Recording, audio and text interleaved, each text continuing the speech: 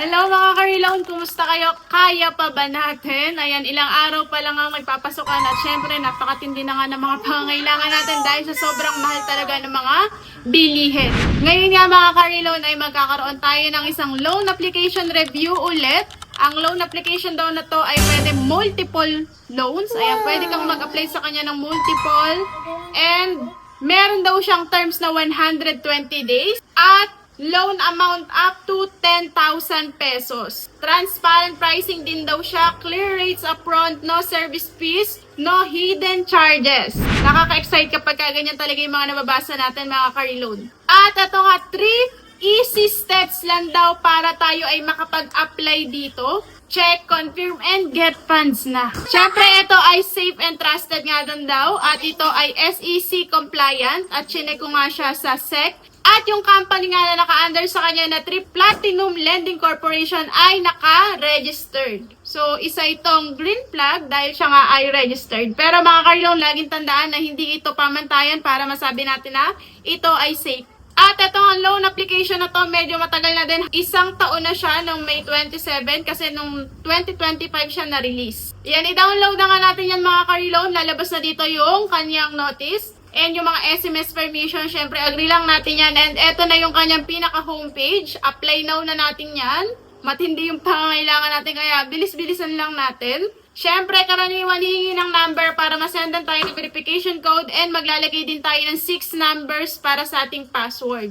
Pagkatapos nga nun ay nasa step 1 na tayo, identity information na. Unang-una na nga dito yung ID type, birth date, gender. Sa ID type, ang mga tinatanggap niya ay Teen ID, Driver's License, UMI, GSIS ID, Voters ID, SSS ID, PRC ID, Postal ID, Passport, OWA ID, at saka syempre yung pinakapaborito natin sa lahat, National ID. Plus step 2 na tayo, marital status, education, residential address, at saka email, second phone, at saka social account. Eto nga lang mga ka-reload, ang talagang ayoko lang sa kanya ay ni-required niya akong maglagay dito ng social account. Lalabas yun yung inyong Facebook, Viber, iMessage. Tapos yung second phone ay hindi nyo siya pwedeng gamitin sa inyong contact reference. And yung email din hihingin din niya. Pagkatapos yan na step 3 na tayo, company name, position, salary, company phone, at saka company address. Hindi ulit ako dito naglagay ng aking trabaho. Ang nilagay ko lang dito ay housewife. At pagkatapos nga na ay step 4 na, contact reference natin ay 3 yung hihingin niya. Doon nga sa trabaho or etong loan application na to ay hindi siya maselan, hindi siya nanghihingi ng proof of income at kahit nga housewife lang ako ay tinanggap pa rin niya. So pwede tayo dito kahit wala tayong trabaho. Sa contact reference nga na 3 ay magdadirect ito sa ating phone book list. Pagkatapos nun ay facial recognition na tayo. Yun na yung step 5 natin. Pagkatapos nun ay i-upload na natin yung picture ng ating ID. Pagkatapos nun, babalik na ulit tayo sa kanyang pinaka-homepage and pindutin lang ulit yung apply now at eto, lalabas na yung kanyang mga product list. Ayan, meron siyang 6,000 at yun nga yung 100% successful sa atin na pwede natin i-cash out. Then, meron pa ditong VIP 13 din, VIP Pro, VIP 16, VIP 8, VIP 22, VIP 11, lahat naman yan ay pwede nating buksan. Syempre, itindry na natin yung 6,000 na ino-offer niya sa atin. At pagkabukas ko nga ng VIP Pro na to, itong 6,000 pesos ay nahati ulit siya sa 3 na tig to 2,000. Yung pwede nyong i-cash out. At nakalagay nga dito ay single payment. Single payment, ayan.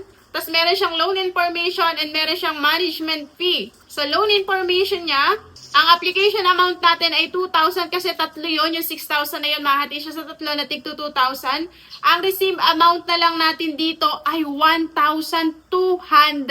So, meron siyang kaltas na management fee na 800 pesos at ang loan date natin ngayon ay June 10 at ang expiry date nito ay June 16. So, ibig sabihin nito, expiry date na to, eto na yung single payment na sinasabi niya. At yung management fee naman niya, ito yung interest na 70 pesos, ito yung account management na 183 pesos, platform service na 183, risk fee na 183 at credit fee na 181. So malinaw naman mga ka-reload na hindi natin ito buong makukuha at 7 days to pay lang. Sa loob ng 7 days na yon ay 800 na agad yung tinubo niya sa atin. So, ayun, medyo natakot ako dito sa 6,000 na to, kaya hindi ko muna siya agad tinuloy kasi mga ka-reloan, hindi naman tayo namumulot ng pera ngayon kung saan. Hindi naman natin sigurado kung kaya natin itong bayaran sa loob lang ng 7 days. So, 6,000 kasi ito medyo malaki.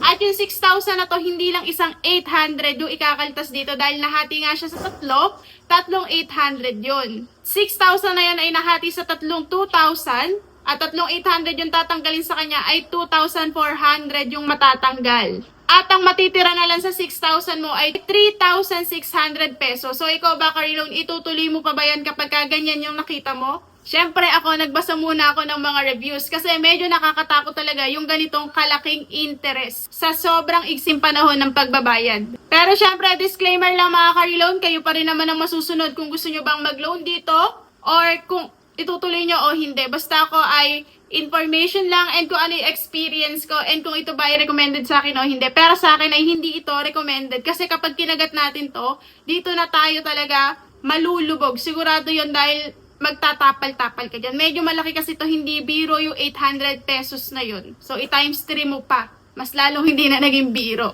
At isa pang red flag sa kanya mga ka-reloan ay wala siyang delete account. So, meron lang siyang log out. So, ibig sabihin, hindi natin dito mabubura yung ating mga information once na hindi naman natin tinuloy yung loan natin dito or halimbawa nakapag-loan ka nga at natapos mo at ayaw mo na, hindi mo na siya matatanggal kasi wala siyang delete account. At ito nga mga ka-reloan, yung isa sa mga nabasa natin, latest yung kanyang comment nito lang June 5. This app is pathetic. They threaten their customers, loaners, even though the due date is not yet end of the day using different numbers. So, sa isang araw pa lang maraming numbers na silang ginagamit para mangharas or tumawag ng tumawag. They keep you texting and send pananakot messages even though you already paid. O kita nyo na mga ka-reloan, kahit bayad na raw kayo dito ay patuloy pa rin silang nagte-text. Sabi pa nga niya ay don't try this app. Pogi, babae ka anak. At eto pa nga ka-reloan, sabi niya, stay away from this app. They ought to approve a loan. While I was just checking the rates, I only received 60%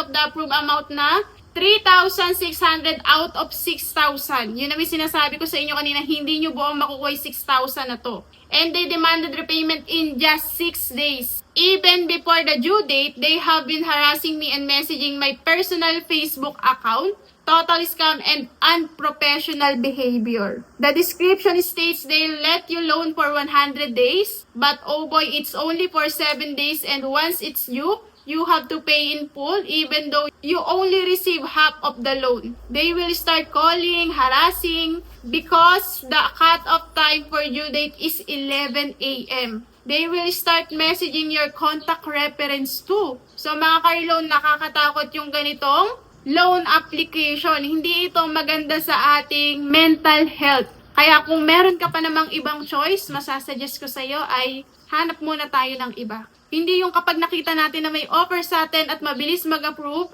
ay sige, loan na yan. Pero mga ka-reloan, disclaimer lang ulit, bahala po kayo. Kayo pa rin ang masusunod at nasa inyo 100% na pagpapasya. So yun na lang muna mga ka-reloan yung tungkol dito kay More Gold. At naipakita ko naman sa inyo yung process. Naipakita ko rin sa inyo kung gaano kabilis ditong mag-apply at kung gaano rin sila kabilis siguradong mag-approve kahit housewife ka lang, kahit wala kang trabaho, kahit student ka lang. Pero ganun din sila kabilis maningil. 6 to 7 days lang and ganun din kabilis lumaki yung interest. So yun lang mga ka-reloan, kung nakatulong sa inyo itong video natin, please like and share na din. Syempre, i-comment nyo na rin sa comment section kung meron na ba kayong experience dito, para maging aware din yung iba nating viewers. At kung hindi ka pa nakasubscribe, ay isubscribe mo na yan and hit the notification bell para lagi kang updated sa video natin. So yun lang mga ka-reloan, maraming salamat sa panonood. Sana ay makaahon na tayong lahat sa pagkakautang and iwasan natin yung tapal-tapal system. God bless you all. Bye! See you on my next video.